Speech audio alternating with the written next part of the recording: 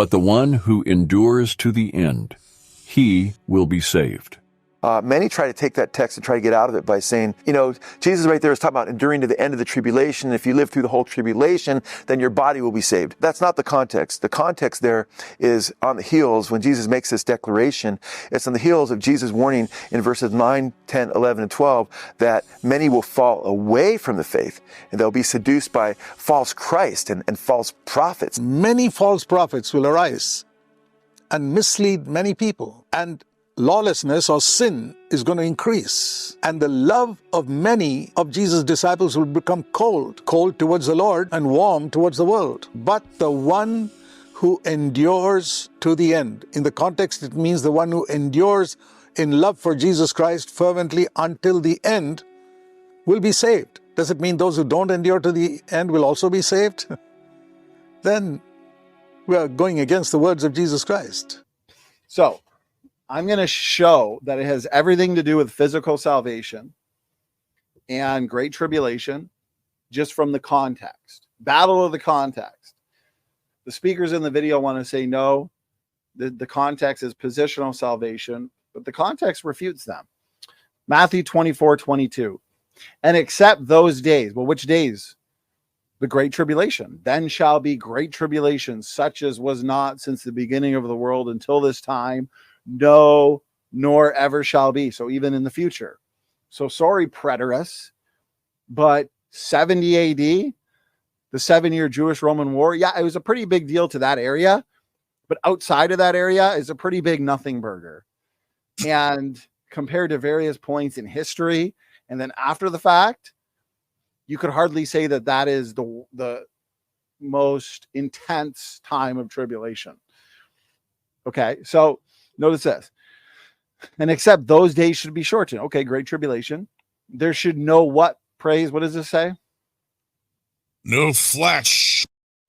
No flesh. So is this talking about spiritual salvation? Nope. Exactly. There should no flesh be saved. So the speakers in this video need to pay close attention, because it is the illegitimate totality transfer fallacy to assume that if you see a word like saved, okay, sozo or soteria, if you see these words that they always mean the same thing. That's a fallacy. Context should dictate what these words mean. When Peter said, Lord, save me, is this when he got saved positionally? Is this when he was saved spiritually? Is this when he believed the gospel? No, he was saying, Lord, save me from drowning, talking about his flesh, physical salvation. But for the elect's sake, those days shall be shortened. Put on God's elect. Put on, therefore, the elect of God. Elect are believers. Okay. We are the elect through faith in Christ Jesus. And so the elect, they will be killed during great tribulation. There'll be the Antichrist, the mark of the beast, the one world government. There's going to be intense persecution, tribulation, and affliction, that if those days were not shortened by Jesus Christ coming in the clouds at the end of the tribulation, no flesh would be saved. And so for the elect's sake, those days shall be shortened. And so where we see Matthew 24:13, which is in the same chapter, this is all the same context, but he that shall endure unto the end, the same shall be saved. The end of what? The end of the great tribulation, those days. If you can endure physically that time of intense persecution and not die, wouldn't that be amazing to survive the wrath of the devil and the wrath or persecution of the Antichrist? If we survive that up to Christ's second coming, we'll be saved physically. We'll never have to experience the first death. Mark 13 is a parallel passage. Notice this. It's even more clear. And ye shall be hated of all men for my name's sake. But he that shall endure unto the end, the same shall be saved. Interesting. Well, the verse before 13 is what? 12. Notice this, praise. This blows it out of the water. It's done, brother. It's done. Notice this. Now the brother shall betray the brother to what? To death. Physical death. This isn't talking about lake of fire death. This isn't talking about the second death. This is physical death. And the father, the son, and children shall rise up against their parents and shall cause them to be put to what? To death. Not the lake of fire death, but physical death, killed on this earth, earthly salvation from this temporal vantage point. So continue on, Mark 13:20. And except that the Lord had shortened those days, there it is again. Parallel passage. No what? No flesh. Notice what we see in Mark 13, Matthew 24. Flesh, flesh, flesh, flesh. Spiritual. Oh, it's flesh. That's the context. That's why I'm not necessarily impressed if someone has a PhD. Because if they're pushing this spiritual abortion nonsense and can't exegete basic texts here, then I don't know, they might want to get the money back for the PhD. And so, okay, and except that the Lord had shortened those days, no flesh should be saved. But for the elect's sake, whom he hath chosen, he hath shortened those days. Mark 13:24-27 comes after Mark 13:20. Here we go. But in those days after that tribulation, so that specific time of tribulation, those are the days that are shortened. Those are the days that we are to endure to the end. It's not talking, well, if you endure to the end of your own life, spiritually, anybody at any point in time. No. There's a very specific context here. Those days of great tribulation, that tribulation. Notice this, shall the sun be darkened, the moon shall not give her light, the stars of heaven shall fall, and then shall they see the Son of Man coming in the clouds to gather together his elect. Okay, so why are we saved physically if we endure to the end of the days of the great tribulation? Because Jesus is coming in the clouds to save the elect.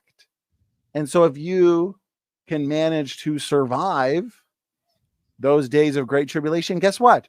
Look up your head, because your redemption draweth nigh.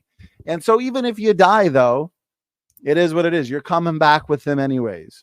But it would be pretty cool to endure to the end of the great tribulation and not actually have to experience physical death. To think there's some people who won't have to experience physical death. Look at this. This is the nail in the coffin. For this we say unto you by the word of the Lord, that we which are what?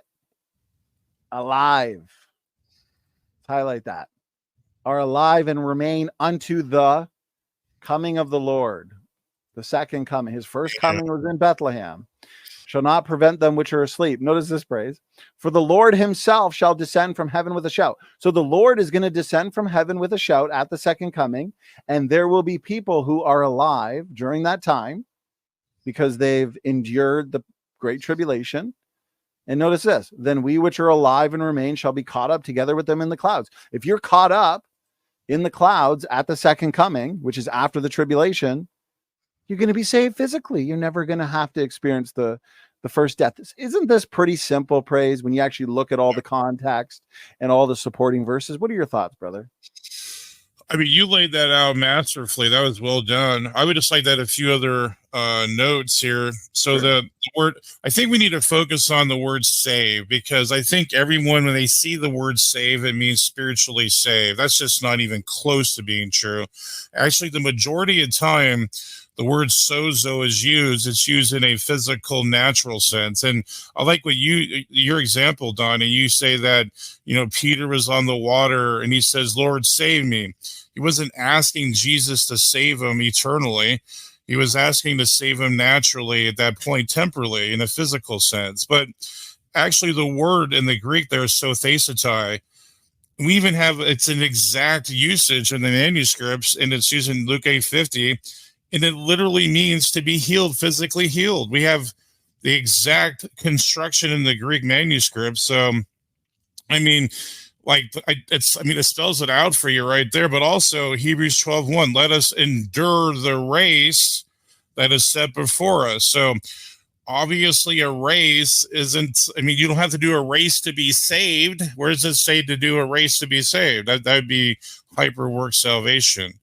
So only thing we have to do is to believe on Jesus to be saved. So the race is something that's ongoing, sanctification that's ongoing, and it has nothing to do with your salvation. It has to do with your sanctification.